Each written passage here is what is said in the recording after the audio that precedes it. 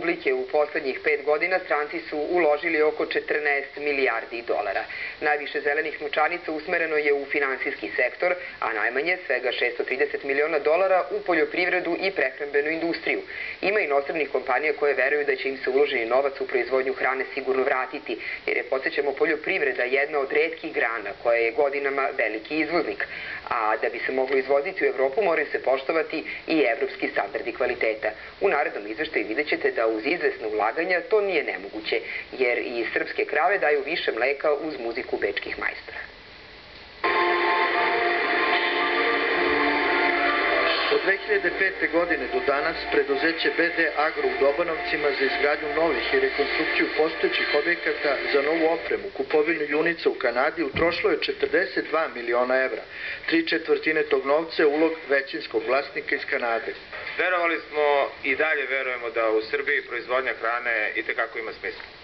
Želimo da postavimo primer kako izgleda moderna projekat uspešnog partnerstva, konkretno u proizvodnji mleka. Automatski muzni rotacioni centar kapaciteta 60 krava, najveći u Evropi, tvrdi proizvođač, nemačka kompanija Westfalia. Košta je 1.600.000 evra. Iako imaju ponudu da izvoze mleko u Italiju, to ne mogu jer naši propisi još nisu usaglašeni sa propisima Unije.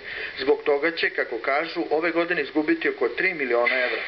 Za razliku od preduzeća BD Agro, hladnjača Mondi Serbije u Vrdilu kod Kraljeva, skoro sve zamrznuto voće izvoze u Evropu, Australiju i Japan. Hladnjača je izgrađena pre 7 godina i u nju je belgijski vlasnik utrošio 5 miliona evra. Mi smo jedna od prvih firmi koja sertifikuje poljoprivredne proizvođače po Global Gap sistemu, znači da oni proizvode i rade kako se radi, na primjer, u zapadnoj Evropi. Naša procena je da će srpska poljoprivreda biti sve interesantnija za strane ulaganja, jer se radi o vodećem izvoznom sektoru naše privrede, koji beleži suficit u razmeni s inostranstvom iz godine u godinu. Osim voća i povrća koje sam istakao, to je svakako proizvodnja, odnosno prerada žitarica, koji je drugi izvozni sektor po rezultatima. I također bih istakao, recimo, gajanje vinove loze i proizvodnju vina. Stranci za sada oklevaju da ulože više para u poljoprivredu Srbije. Pre 5 godina ulog je bio samo 10 miliona dolara, a prošle 5 puta više. Rade nove fabrike za preradu voća i povrća u Koceljevi, Banatskom Karađorđevu, Arilju, što je dokaz da je njihovo interesovanje za prehrambenu industriju sve veće. Gostovanje